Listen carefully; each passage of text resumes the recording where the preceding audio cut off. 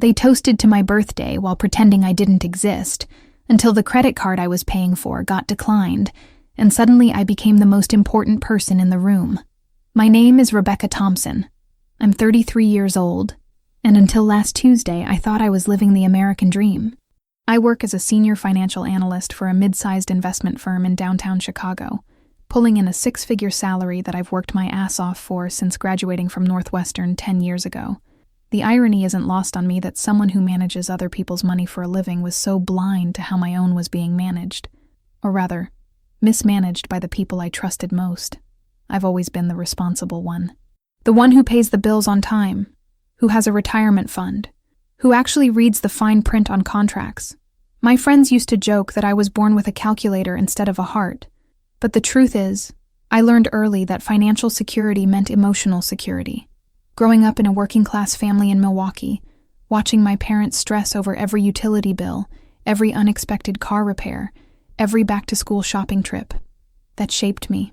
I swore I'd never live paycheck to paycheck, never feel that knot in my stomach that comes with opening the mailbox and finding more bills than money to pay them.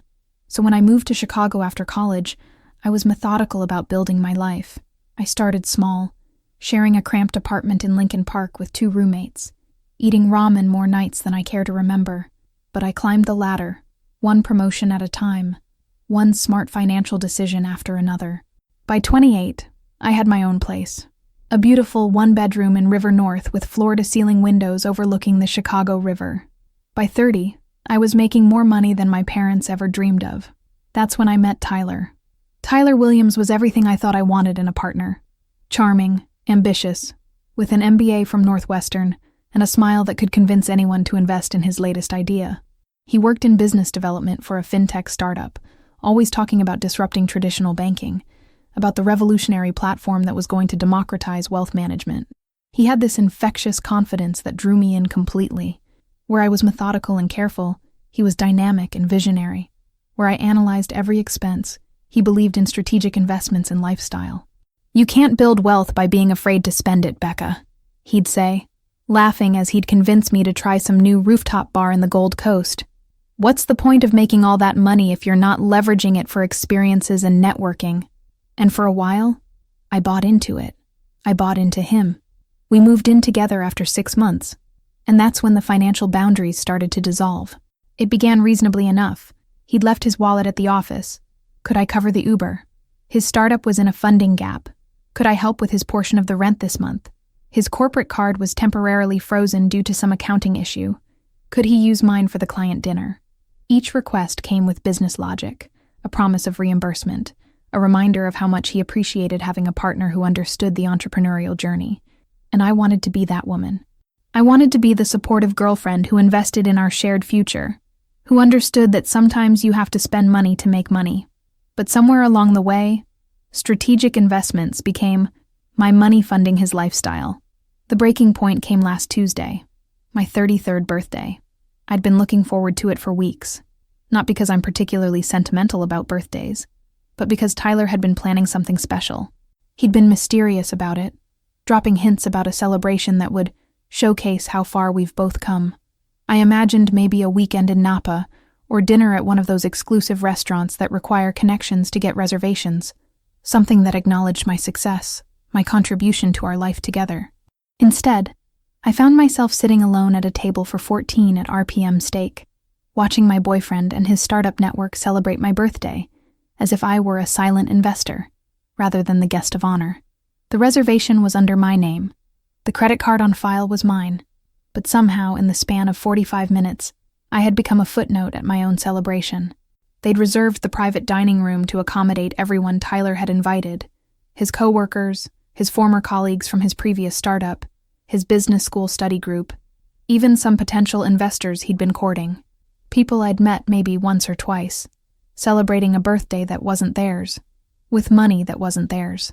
I sat at the head of the table, which should have been the position of honor, but felt more like being placed on display. Tyler was 3 seats down, animated and charismatic as he pitched his latest business idea to a venture capitalist who'd apparently agreed to attend because Tyler had mentioned it was an intimate birthday celebration for his brilliant girlfriend in finance.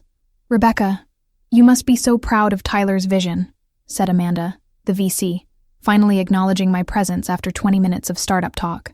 She was probably 45, impeccably dressed, with the kind of sharp intelligence that had clearly served her well in a male-dominated industry. It takes a special kind of partner to support an entrepreneur through the early stages. I forced a smile and nodded. "It's certainly been an education," I replied, which was true in ways she couldn't imagine. The worst part wasn't being treated like an accessory to Tyler's ambitions. The worst part was realizing that this dynamic had been building for months, and I'd been too busy being the supportive girlfriend to notice how completely I'd been marginalized in my own life. How many networking dinners had I funded where Tyler made connections that advanced his career?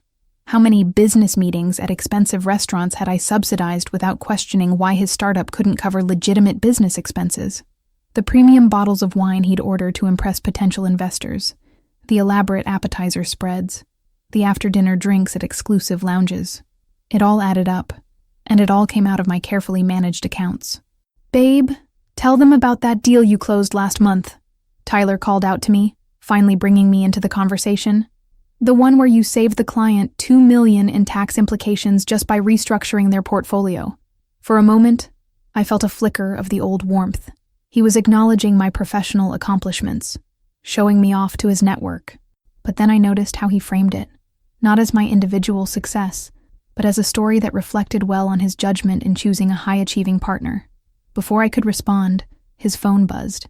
He glanced at it, and his entire demeanor shifted. "Holy shit, guys, we just got confirmation. The Series A lead investor wants to schedule a term sheet discussion for next week." And just like that, I disappeared again. The conversation exploded into startup jargon and funding strategies, with Tyler at the center of it all, basking in congratulations and strategic advice from his impromptu board of advisors. I excused myself to the restroom, needing space to process what I was seeing clearly for the first time. In the mirror, I looked at myself, really looked. When had I become this person? When had I become someone who paid for the privilege of being a supporting character in her own life? The woman staring back at me was successful, accomplished, financially independent. So why did I feel like an employee rather than an equal partner? When I returned to the table, they were already discussing the next phase of the evening, drinks at some exclusive rooftop bar that Tyler had been wanting to try. "Don't worry, babe," he said, catching my eye with that confident smile. "I already told them we'd pick up the tab tonight. It's an investment in our future. Our future. My money. His network. His opportunities. That's when I made the decision that would change everything." I pulled out my phone and opened my banking app, my fingers moving with the practiced efficiency that comes from years of managing complex financial portfolios. 3 taps, 2 security confirmations, and 1 final authorization. Card canceled. Now all I had to do was wait for the check to arrive.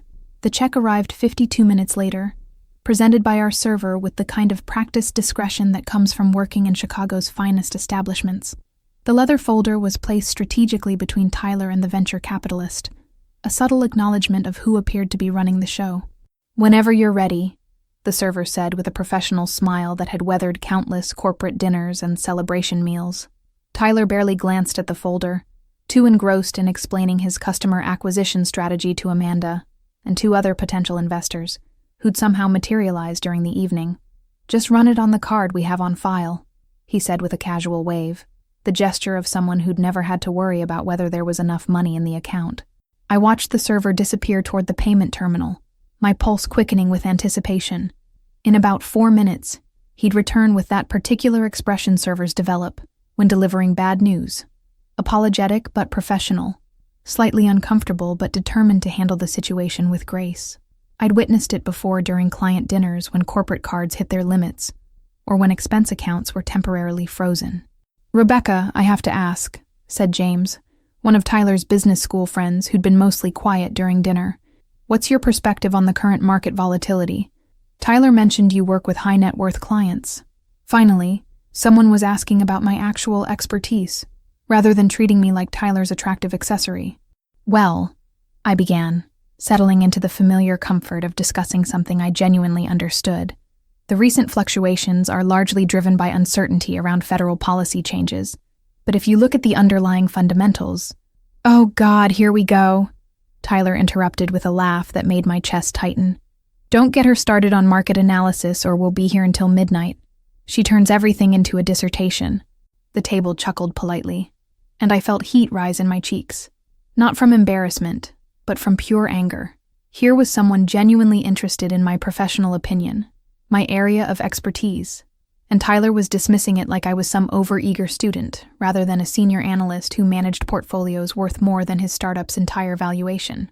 Actually, I'd really like to hear her thoughts, James persisted, and I could have hugged him. We're always looking for smart financial minds in our network.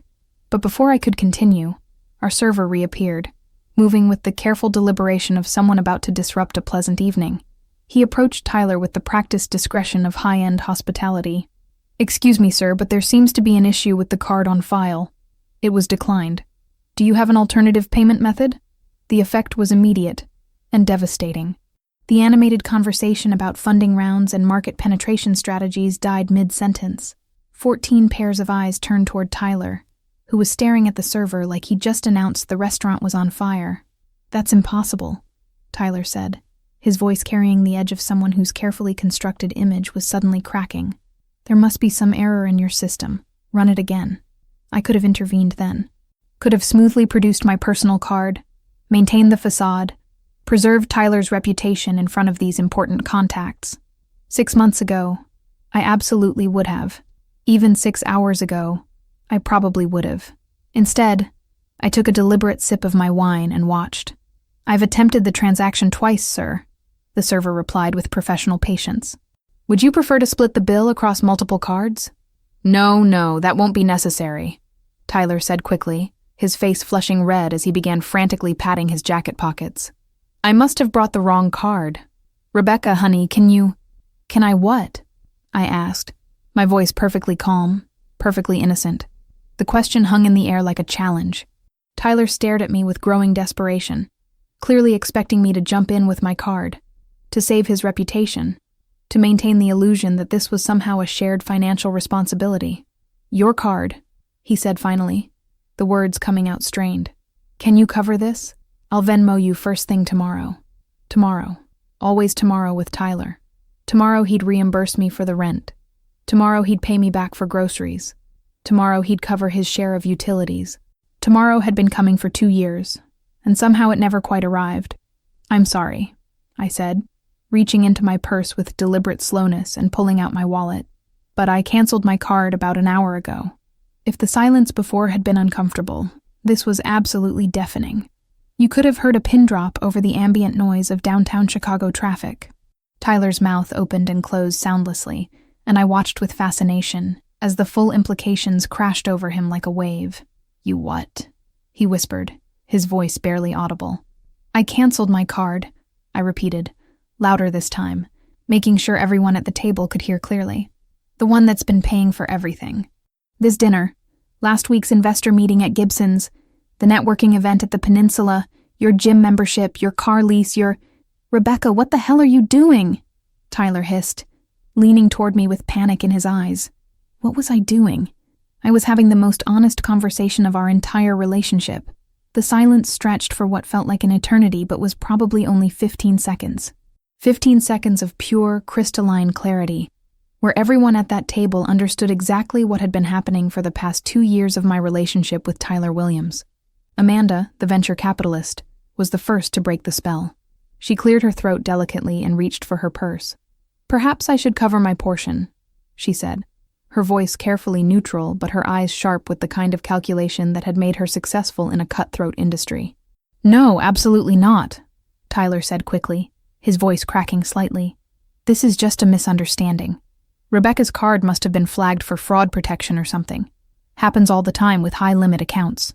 I almost admired his ability to spin even this moment into something that sounded financially sophisticated. Almost. Is that what happened, Rebecca? James asked, and I could hear genuine curiosity in his voice. He was looking at me like he was seeing me for the first time all evening, which, in a way, he was. I set down my wine glass and looked directly at Tyler. His face had gone from red to pale, and I could see a thin sheen of sweat on his forehead, despite the restaurant's perfectly controlled climate. No, James, that's not what happened. What happened is that I got tired of being invisible at my own birthday party while funding everyone else's good time. "Becca, please," Tyler said, his voice dropping to an urgent whisper. "Can we discuss this privately? You're embarrassing yourself." Embarrassing myself. That was rich, coming from someone who just had his credit declined in front of a table full of potential investors. "Am I?" I asked, my voice steady and clear. Because from where I'm sitting, the only embarrassing thing is how long it took me to realize what was happening. I turned to address the table, feeling a strange sense of liberation wash over me. For those of you who don't know me well, I'm a senior financial analyst at Morrison & Associates. I manage portfolios worth over $50 million. I'm very good with numbers, and I'm very good at tracking expenses. So when I tell you that I've spent approximately $37,000 over the past 18 months funding Tyler's networking investments and business development activities, you can trust that figure. The number hit the table like a physical blow. I watched faces change, watched the mental calculations happening behind carefully neutral expressions. $37,000 was more than many people made in a year. It was a luxury car. It was a down payment on a house. It was 2 years of my carefully planned financial life subsidizing someone else's ambitions. "Jesus Christ, Rebecca," Tyler breathed. And for the first time all evening, he looked genuinely shaken rather than just embarrassed. "The breakdown is actually quite interesting," I continued, warming to my subject the way I did when presenting portfolio analyses to clients. Restaurants and bars account for about 60% of that total. Business lunches, networking dinners, celebration drinks. Then there's about 20% for what Tyler calls professional development. Conferences, workshops, that leadership retreat in Aspen last spring. "Rebecca, stop," Tyler said, but his voice had lost all its authority. "The remaining 20% is more personal," I said, ignoring him completely. "Gym membership, car payments, insurance, groceries, utilities. The basic cost of living that somehow became my responsibility, while Tyler invested his salary in the future of fintech." Amanda was staring at Tyler with the kind of expression that could freeze venture capital funding for decades. "Is this accurate?" she asked him directly. Tyler's mouth opened and closed several times before he managed to speak. "It's not. It's more complicated than she's making it sound. We're partners. We invest in each other's success. That's what couples do." "Do they?" I asked, because I don't remember investing in anything. I remember paying bills. I remember covering expenses. I remember being told that supporting your dreams was an investment in our future, but I never saw any returns. I never even saw a budget. The server had been standing at a discreet distance, clearly uncertain whether to interrupt this increasingly personal conversation. I caught his eye and smiled. "I'm sorry for the confusion," I told him. "Could you please bring separate checks for everyone? I think we're all going to be paying for ourselves tonight." "Of course, ma'am," he said, relief evident in his voice as he hurried away. "This is insane," Tyler said, his voice rising slightly. "You're making me look like some kind of gold digger in front of these people." "I'm not making you look like anything," I replied calmly. "I'm just stating facts. Numbers don't lie, Tyler. They're actually quite liberating in their honesty." James was looking between Tyler and me with the fascination of someone watching a car accident in slow motion. "So when you said you were picking up the tab tonight, he meant I was picking up the tab," I clarified. "Just like always. The only difference is that tonight, I decided not to." My phone buzzed with a text message. I glanced at it and smiled. "Oh, that's interesting. My bank's fraud protection team wants to confirm that I actually canceled my card. Apparently it's unusual for someone to cancel a card that's been used so frequently for large restaurant bills." Tyler was staring at me like I'd grown a second head. "You actually canceled it? This isn't just some dramatic gesture?" "Tyler," I said, meeting his eyes directly, "I'm a financial analyst. I don't make dramatic gestures with money. I make calculated decisions based on data and projected outcomes." "And what's your projection here?" Amanda asked, and I could hear professional curiosity in her voice, despite the personal drama unfolding in front of her. I considered the question seriously. "Well, based on historical spending patterns, I project that Tyler will need to find alternative funding sources for his lifestyle and business development activities. I also project that I'll have an extra $3,000 per month to invest in my own future." $3,000 a month? James whistled low.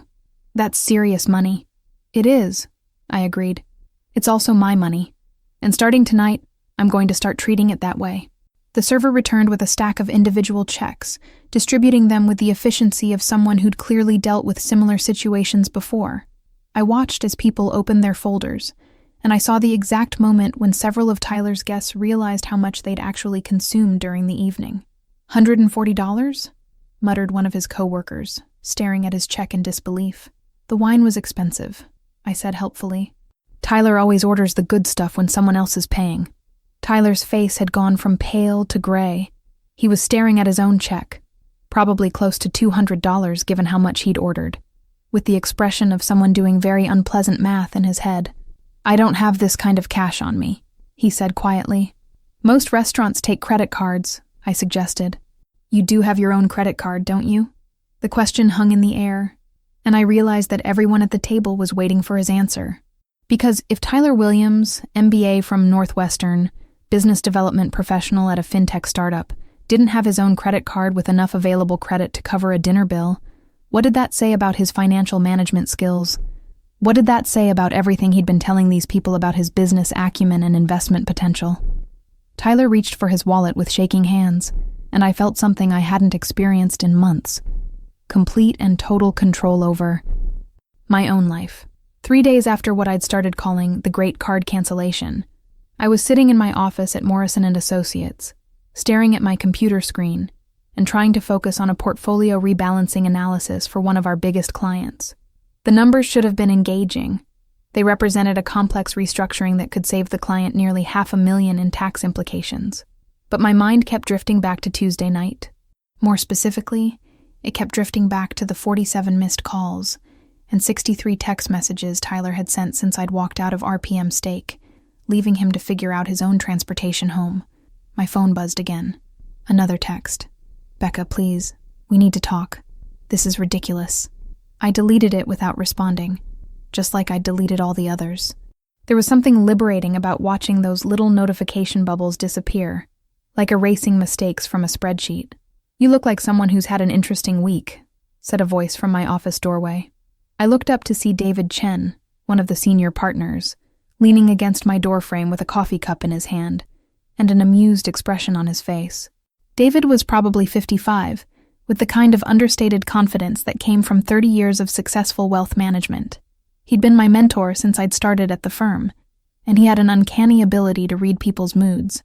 Just the usual client drama, I said, minimizing my personal phone screen and pulling up the portfolio analysis. The Hendersons want to restructure their retirement accounts again. Uh-huh, David said, stepping into my office and closing the door behind him. And does this usual client drama involve you checking your phone every 30 seconds and looking like you're either going to laugh or commit murder? I sighed and leaned back in my chair. David had always been direct, which was one of the things I appreciated about working with him. No corporate speak, no dancing around issues, just straight talk. It's personal, I said. Personal problems have a way of becoming professional problems if they're not handled properly, he said, settling into the chair across from my desk. Want to talk about it? For a moment, I considered deflecting. David was my boss, after all, and discussing my relationship drama hardly seemed appropriate for office hours. But then I thought about Tuesday night, about the clarity that had come with finally speaking the truth out loud, and I found myself telling him everything. About Tyler, about the money, about the birthday dinner that had become my financial independence day. David listened without interrupting, occasionally nodding or raising an eyebrow, but mostly just letting me talk. When I finished, he was quiet for a long moment, staring out my office window at the Chicago skyline. $37,000, he said finally. $37,462, I corrected, and 18 cents. He laughed, a short bark of amusement. Of course you know it down to the penny. That's why you're good at this job, Rebecca. You pay attention to details that other people ignore. Apparently not when it comes to my personal life, I said. Oh, I think you were paying attention, David said. You just weren't acting on what you saw. There's a difference. My phone buzzed again. Another text from Tyler. David glanced at it and raised an eyebrow. Let me guess. He wants to talk it through and work things out? Among other things, I said. He's also suggested that I'm having some kind of breakdown, that I'm being irrational, and that I'm sabotaging our relationship over money. Ah, the classic deflection strategy, David said. Make it about your emotional state, rather than his financial dependence. I've seen it before. You have?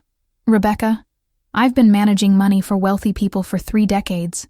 You'd be amazed how often financial abuse shows up in relationships, and how often the victim is convinced they're the problem. He leaned forward slightly. Can I ask you something? I nodded. When was the last time Tyler paid for something significant? And I mean, actually paid, not promised to pay you back later. I thought about it, really thought about it. His portion of rent, maybe 6 months ago, and even then, he asked me to cover it temporarily because his startup was having cash flow issues. And did he pay you back? He said the money went toward a team-building retreat that was essential for company morale. David was quiet for a moment, and I could see him processing this information with the same analytical approach he used for client portfolios. Rebecca, in your professional opinion, if a client came to you and described this financial arrangement, what would you advise them? The question hit me like a physical blow, because I knew exactly what I would say. I'd said it before, to clients who'd found themselves in similar situations. I'd tell them they were being financially exploited, I said quietly. I'd recommend immediate separation of assets and a complete review of all shared financial obligations. And yet you stayed in this situation for 2 years. I thought I was being supportive. I thought I was investing in our future. Were you getting any return on that investment? Another question that cut straight to the heart of it. No. If anything, the demands were increasing. David nodded. Classic pattern.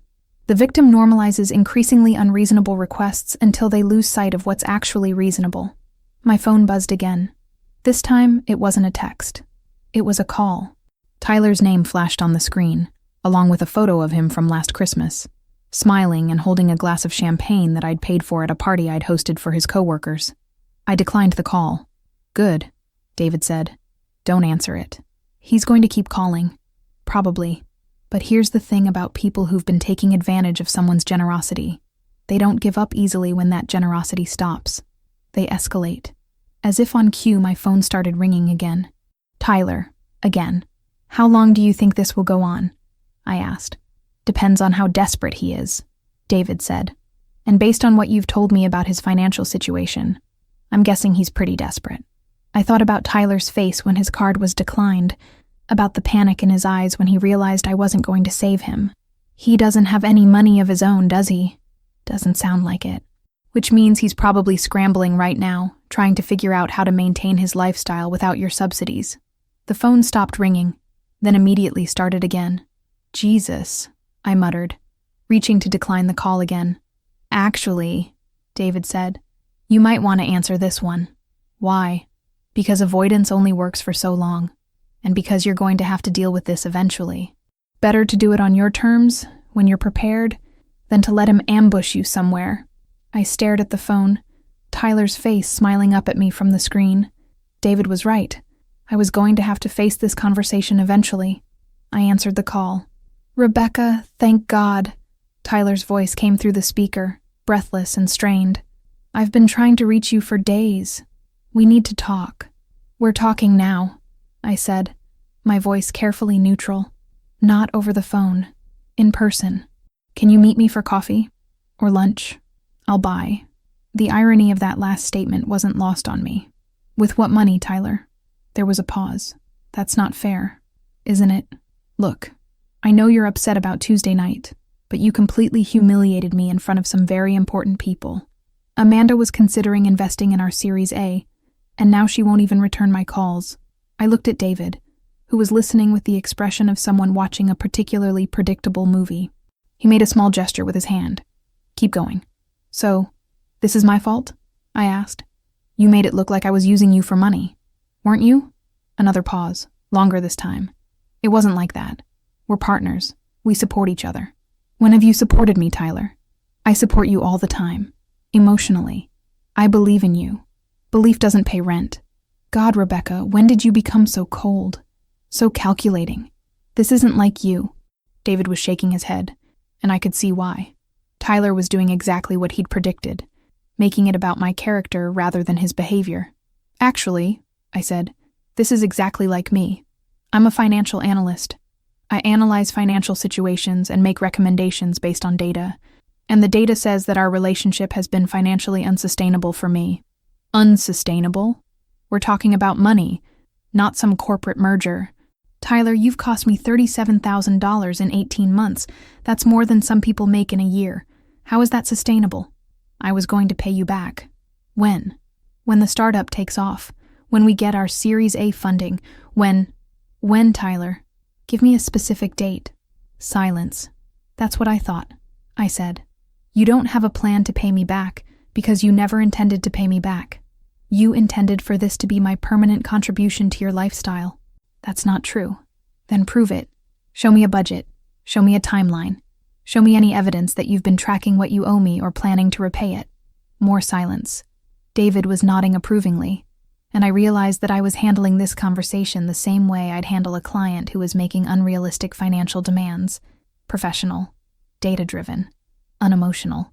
Rebecca, please, Tyler said finally, and his voice had changed. The confident entrepreneur was gone, replaced by something that sounded almost desperate. I need you. And there it was. The truth, finally. I know you do, I said, but I don't need you. And that's the difference. I hung up the phone and looked at David, who was smiling. How do you feel? He asked. I thought about it for a moment, taking inventory of my emotional state the way I might assess a portfolio's performance. Free, I said. I feel free. The weekend after my phone conversation with Tyler, I did something I hadn't done in over 2 years. I went shopping for myself. Not groceries that Tyler would eat. Not clothes for events he wanted to attend. Not gifts for his coworkers or contributions to group presents for people I barely knew. Just me, walking through Nordstrom on a Saturday afternoon, buying things I actually wanted. It was a strange experience. I found myself standing in front of a display of designer handbags, holding a beautiful leather tote that cost $800, and realizing I could afford it. Not because I'd budgeted for it or saved up for months, but because I wasn't spending $3,000 a month on someone else's life anymore. I bought the bag. I also bought a cashmere sweater, a pair of boots I'd been admiring for months, and a bottle of perfume that cost more than Tyler used to spend on groceries in a week. The total came to just over $1,500, and for the first time in years, I didn't feel guilty about the expense. Walking back to my car with my purchases, I felt something I'd almost forgotten. The simple pleasure of spending my own money on myself. My phone rang as I was loading my bags into the trunk. For a split second, I tensed, expecting to see Tyler's name on the screen. Instead, it was my sister Claire, calling from Denver. Hey, stranger, she said when I answered. How's life in the big city? Claire was 2 years younger than me, but had always seemed older in some ways. She was married to a great guy named Mike, had 2 kids, and worked as a nurse practitioner. She was also the most financially sensible person I knew, which made what had happened with Tyler even more embarrassing. Life is interesting, I said, settling into my car but not starting the engine yet. Actually, I have some news. Good news or bad news? That depends on your perspective. Tyler and I broke up. There was a pause. Oh, Rebecca, I'm sorry. What happened? I found myself telling her the whole story, just like I'd told David. But where David had listened with professional interest, Claire listened with the protective fury of an older sister. $37,000? She said when I finished. Rebecca, what the hell? I know it sounds insane. It doesn't sound insane, it sounds like financial abuse. Jesus, Becca, why didn't you tell me what was happening? That was the question I'd been asking myself for days. Because I was embarrassed. Because I thought I was being supportive. Because he made it sound like it was temporary. Like an investment in our future. An investment in his future, you mean? Yeah, that's becoming clear now.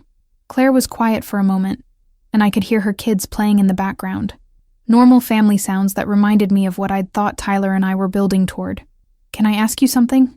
She said finally. Sure. Are you okay? I mean, really okay. Because breakups are hard even when they're the right decision. I considered the question seriously. Was I okay? I'd ended a 3-year relationship, discovered I'd been financially exploited, and completely upended my life in the span of a week. By any reasonable measure, I should be devastated. I'm more than okay, I said, surprising myself with how true it felt. I'm actually relieved. Like I've been holding my breath for 2 years and can finally exhale. That's good. That's really good. But what about Tyler? Is he handling this well? I laughed, but there wasn't much humor in it. Tyler is not handling this well. He's been calling and texting constantly. He seems to think this is some kind of temporary breakdown on my part. Of course he does. He's probably panicking about how he's going to pay his bills. That's not my problem anymore. No, it's not. But Rebecca, be careful. People can get desperate when their financial situation changes suddenly. There was something in her voice that made me pay attention. What do you mean? I mean that Tyler has been living a lifestyle he can't afford for 2 years, and now he's going to have to face reality. That can make people do stupid things. As if summoned by our conversation, my phone buzzed with a text message. Tyler. Becca, I'm outside your building. We need to talk. My blood went cold. Claire, I have to go. Tyler's at my apartment. What? Rebecca, don't go up there alone. I'm not at home. I'm out shopping. But he's at my building. Call the police. For what? He's not threatening me. He just wants to talk. Rebecca, listen to me. A man who's been financially dependent on you for 2 years is now desperate and showing up at your home uninvited. That's not normal behavior. She was right, and I knew it. The Tyler I'd fallen in love with 3 years ago wouldn't have shown up at my apartment without permission. But that Tyler had been confident, successful, financially independent. This Tyler was something different. My phone buzzed again. I can see your car isn't here. Where are you? And then, 30 seconds later, I'll wait. Claire, he says he's going to wait for me. Then don't go home. Come stay with friends, or get a hotel room. Don't go home until you know he's gone. This is ridiculous. It's my apartment. Rebecca, promise me you won't go home alone. I looked at my shopping bags in the back seat, at the evidence of my newfound financial freedom, and realized that Claire was right. I didn't know this version of Tyler, the desperate version who showed up uninvited and demanded conversations. Okay, I said. I promise. Good. And Rebecca, change your locks. Today. After I hung up with Claire, I sat in my car in the Nordstrom parking lot, trying to figure out what to do. I could go to a hotel, but that felt like letting Tyler control my life. I could call David, but involving my boss in my personal drama seemed inappropriate. I could call the police, but Tyler hadn't actually done anything illegal. Then I remembered James, Tyler's business school friend from the dinner. He'd been genuinely interested in my professional opinion, and he'd seemed uncomfortable with Tyler's behavior that night. More importantly, he'd given me his business card and suggested we grab coffee sometime to discuss investment strategies. I found his card in my wallet and called him. Rebecca? He answered on the second ring. This is a surprise. Hi, James. I'm sorry to bother you, but I have a strange request. Tyler is at my apartment building, and I don't really want to deal with him right now. Is there any chance I could buy you that coffee we talked about? Today? There was a pause. Is everything okay? It's complicated. But yes, I'm fine. I just need somewhere to be for a few hours. Of course. There's a great coffee shop in Lincoln Park called Intelligentsia. Do you know it? I'll find it. Thank you, James. I really appreciate this. No problem. And Rebecca? After Tuesday night, I think a lot of us have questions about Tyler's situation. Maybe it's good that you're getting some distance. An hour later, I was sitting across from James in a cozy coffee shop, my shopping bags at my feet, telling him about the past week. He listened with the same analytical attention he'd shown at dinner, occasionally asking clarifying questions, but mostly just letting me talk. So he's been essentially living off your income for 2 years, he said when I finished. That's the simplified version, yes. And now he's showing up at your apartment uninvited. Apparently. James was quiet for a moment, stirring his coffee thoughtfully. Rebecca, can I tell you something about Tyler that might be relevant? Sure. At Northwestern, he had a reputation for being financially creative. He was always borrowing money from classmates, always had some excuse for why he couldn't pay for his share of things. Most of us just wrote it off as typical grad school poverty, but looking back, it was a pattern. Exactly. And the thing about patterns is that they tend to escalate when they're not addressed. My phone buzzed. Another text from Tyler. I'm still here. I'm not leaving until we talk. I showed the message to James, who frowned. That's not okay, Rebecca. That's harassment. I know, but what am I supposed to do? Call the police and say my ex-boyfriend wants to have a conversation. You're supposed to set boundaries and enforce them. And if he won't respect those boundaries, then yes, you involve the authorities. James was right, and I knew it. But there was a part of me that still felt guilty, still felt like I owed Tyler something. 3 years of conditioning don't disappear overnight. Can I ask you something? James said. Of course. What do you want to happen here? Not what you think you should want, or what would be easiest, but what do you actually want? I thought about it, really thought about it. What did I want? I want him to leave me alone, I said finally. I want to go home to my apartment and not worry about him being there. I want to move on with my life without having to manage his feelings about it. Then that's what you should do. It's not that simple. It is that simple. It's just not easy. My phone rang. Tyler again. This time I answered. Tyler, you need to leave. Rebecca, please. Just 5 minutes. I just want to explain. There's nothing to explain. We're done. I've made that clear.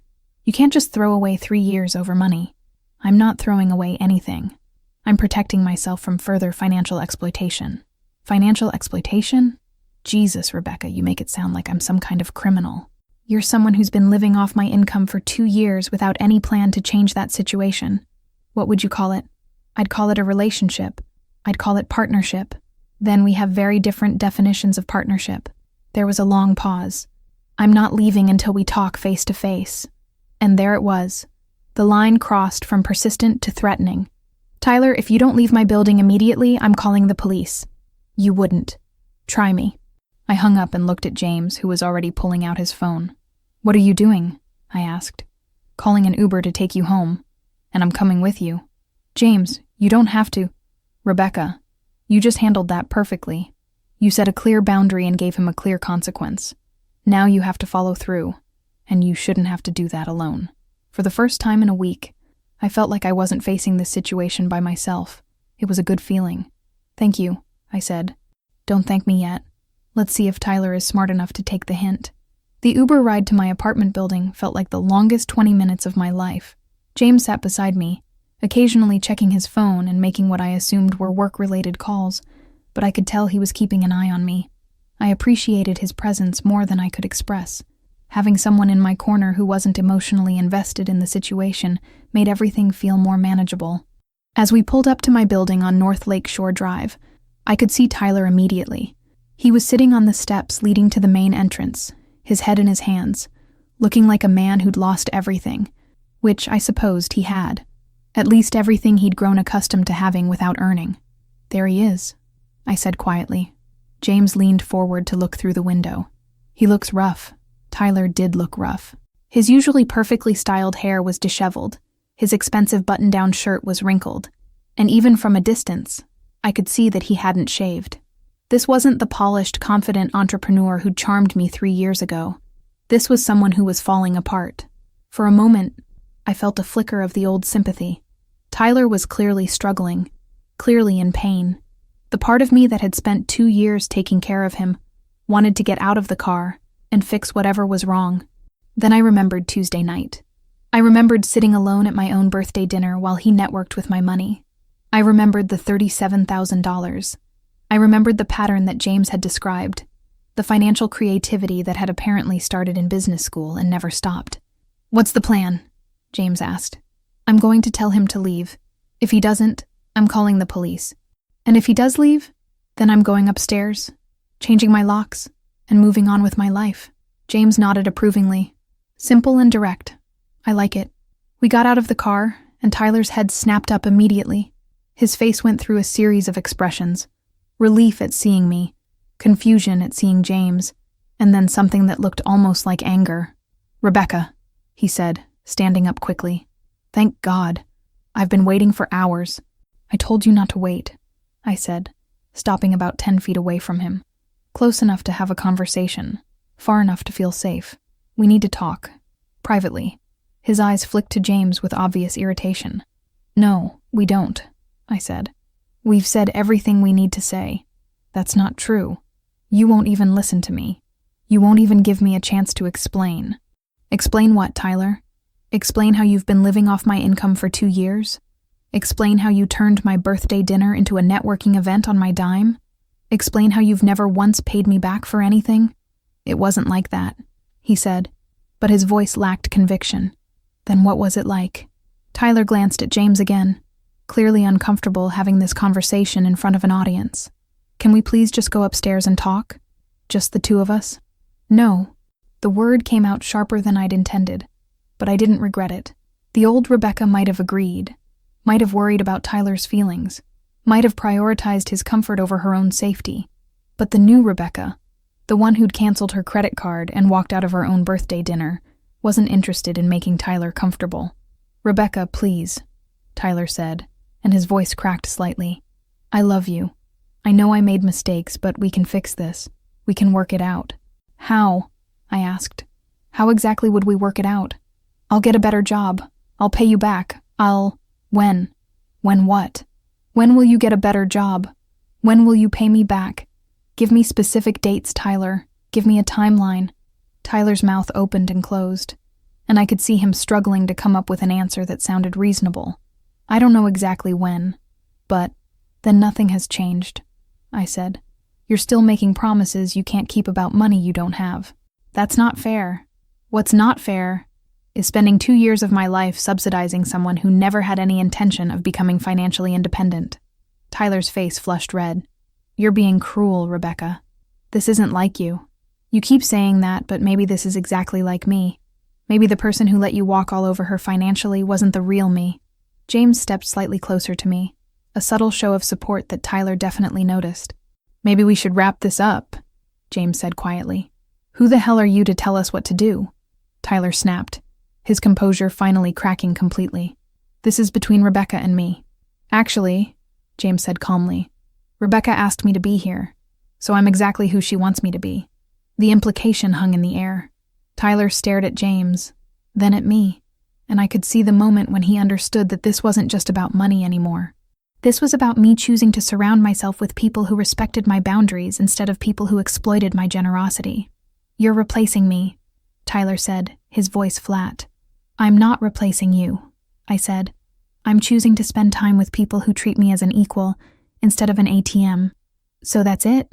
3 years, and you're just done?" "Tyler, I was done on Tuesday night. Everything since then has just been you refusing to accept reality." Tyler was quiet for a long moment, staring at the ground. When he looked up, his eyes were red, and for a second, I thought he might cry. "I can't afford my rent without you," he said quietly. And there it was. The truth, finally. Not "I love you," or "I want to work things out," or "I made mistakes." Just the simple, honest admission that he couldn't maintain his lifestyle without my financial support. "I know," I said. "That's not my problem anymore." "How can you be so cold?" "I'm not being cold, Tyler. I'm being realistic. You're 31 years old. You have an MBA from Northwestern. You work for a tech startup. If you can't afford your own rent, that's a problem you need to solve yourself. The startup doesn't pay enough. Then get a different job. It's not that simple." "It is that simple. It's just not easy." I was echoing James's words from the coffee shop, and I could see him smile slightly behind Tyler. Tyler looked between James and me, and I could see him calculating, trying to figure out if there was any angle he could work, any way to get back into my good graces and my bank account. "What if I paid you back?" he said finally. "All of it. Every penny." "With what money?" "I'll figure it out." "How?" "I don't know, but I will." "Tyler, you can't even afford your rent. How are you going to pay me back $37,000? "I'll get a loan." "From who?" "Your credit is maxed out." "From my parents." "Your parents who you told me were struggling financially? The ones who couldn't help you with business school loans?" Tyler's face crumpled. "Rebecca, please, I'm begging you. I need you." "I know you do," I said, and for the first time, I felt genuinely sad for him, but I don't need you. And that's the difference. I pulled out my phone and opened my contacts. "I'm going to call a locksmith now. You have until he gets here to leave. If you're still here when he arrives, I'm calling the police. You can't just throw me away like this." "I'm not throwing you away. I'm protecting myself from further financial abuse." "It wasn't abuse." "Tyler," James interrupted. "It's time to go." Tyler looked at James with pure hatred. "This is your fault. You're poisoning her against me." "No," I said firmly. "You did that yourself.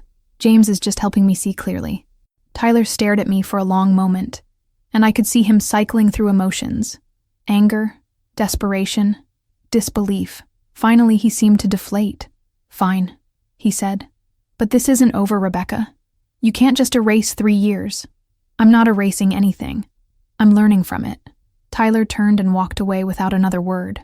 I watched him until he disappeared around the corner, then let out a breath I didn't realize I'd been holding. "You okay?" James asked. "Yeah," I said, and I was surprised to realize it was true. "I'm okay." "Good. Now let's get those locks changed." As we walked into my building, I felt something I hadn't experienced in years: complete control over my own life. It was terrifying and exhilarating and absolutely liberating. For the first time in 2 years, I was going home to an apartment that was entirely mine, paid for entirely with my own money, with no one waiting to ask me for anything. It felt like freedom. 6 months later, I was sitting in my newly redecorated living room, reviewing my investment portfolio on my laptop, while sipping coffee from a mug I'd bought myself during a weekend trip to Napa Valley. The numbers on my screen told a story that still amazed me. In half a year of financial independence, I'd managed to save more money than I had in the previous 3 years combined. The apartment looked completely different now. Gone were the expensive gadgets Tyler had convinced me we needed. The smart TV for his gaming, the high-end sound system for his music, the espresso machine that cost more than most people's monthly car payments. In their place were things I actually wanted: a comfortable reading chair by the window, bookshelves filled with financial journals and novels I'd never had time to read, and artwork I'd chosen because I loved it, not because it impressed visitors. My phone buzzed with a text from James. "Coffee later? I have some investment opportunities I'd love your thoughts on." Over the past 6 months, James had become one of my closest friends. What had started as a rescue mission that day at my apartment had evolved into a genuine friendship built on mutual respect and shared interests. He valued my financial expertise, I appreciated his business insights, and neither of us had ever asked the other to pay for anything they couldn't afford. It was a novel concept after Tyler. I was typing back a response when my doorbell rang. Through the peephole, I could see a delivery person holding a large bouquet of flowers. I opened the door, confused. I hadn't ordered anything. "Rebecca Thompson?" the delivery person asked. "That's me. These are for you."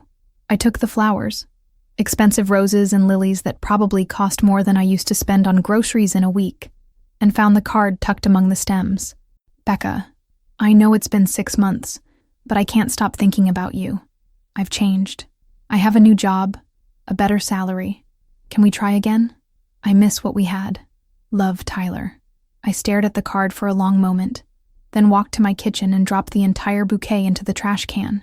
The flowers were beautiful, but they represented everything I'd left behind.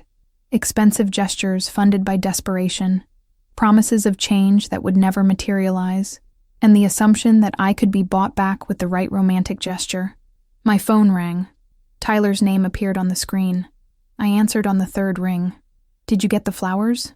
he asked, his voice carrying that familiar charm that had once made my heart race. "I got them." And I threw them away. There was a pause. "Rebecca, come on. I'm trying here. Tyler, I told you 6 months ago that we were done. Nothing has changed. Everything has changed. I have a new job now. I'm making real money. I can pay you back." "What's the job?" "Sales manager at a software company.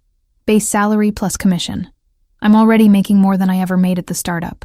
"That's great, Tyler. I'm happy for you. So can we try again?" "No." "Why not?" "I can support myself now. I can pay my own bills." "Because this was never just about money." "What do you mean?"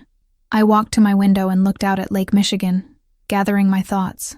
"Tyler, do you remember my birthday dinner?" "Of course I remember. You embarrassed me in front of potential investors." "I embarrassed you? You made it look like I was using you." "You were using me?" "That's not how I saw it." "I know. And that's the problem." Tyler was quiet for a moment. "I don't understand." "Tyler, even now, 6 months later, you still think the problem was that I exposed your financial dependence. You don't think the problem was the financial dependence itself." "We were partners." "No, we weren't. Partners contribute equally. Partners make decisions together. Partners respect each other's boundaries. You did none of those things. I respected you.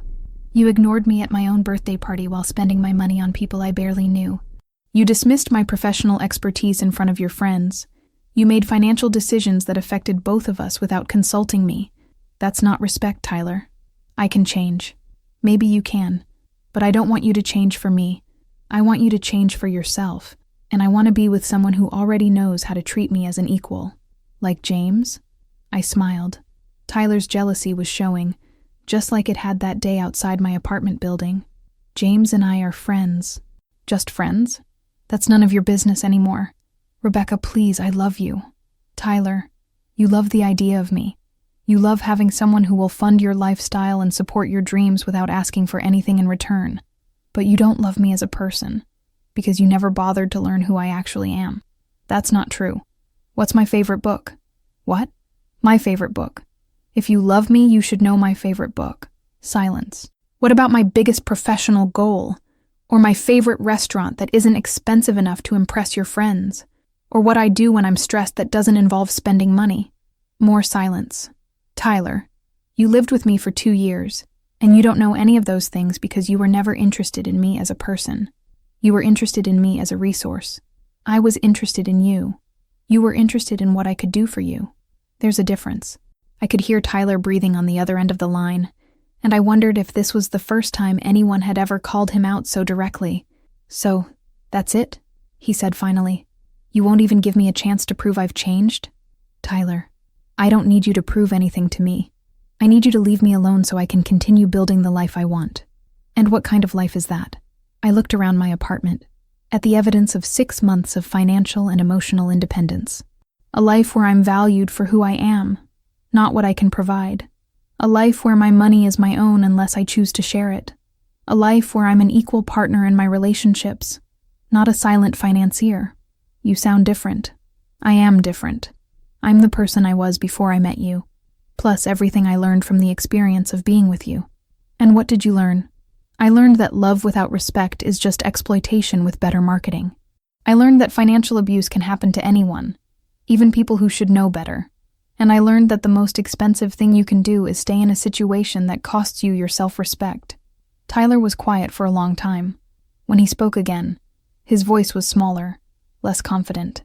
I never meant to hurt you. I know you didn't. But intent doesn't erase impact. So there's really no chance? Tyler, I hope you find someone who makes you happy. I hope you build a successful career and learn to manage your own finances. I hope you figure out how to be in a relationship where you contribute as much as you take. But I hope you do all of that with someone else. Rebecca. Goodbye, Tyler. I hung up the phone and blocked his number. Then I deleted the photos of us from my phone, threw away the card that came with the flowers, and opened my laptop to respond to James's text. Coffee sounds perfect. I have some ideas about diversifying my portfolio that I'd love to run by you. As I hit send, I realized that this was what partnership actually looked like. 2 people who valued each other's expertise, who contributed equally to their interactions, who respected each other's boundaries and independence. It had taken me 33 years and one very expensive lesson to learn the difference between love and exploitation, between partnership and dependence, between supporting someone's dreams and funding their delusions. But I'd learned it, and that knowledge, unlike the $37,000 Tyler had cost me, was an investment that would pay dividends for the rest of my life. I closed my laptop, grabbed my purse, and headed out to meet James for coffee. As I locked my apartment door, the new locks I'd installed 6 months ago, I smiled. For the first time in years, I was exactly where I wanted to be. Financially independent, emotionally free, and surrounded by people who valued me for who I was rather than what I could provide. It was the best return on investment I'd ever made.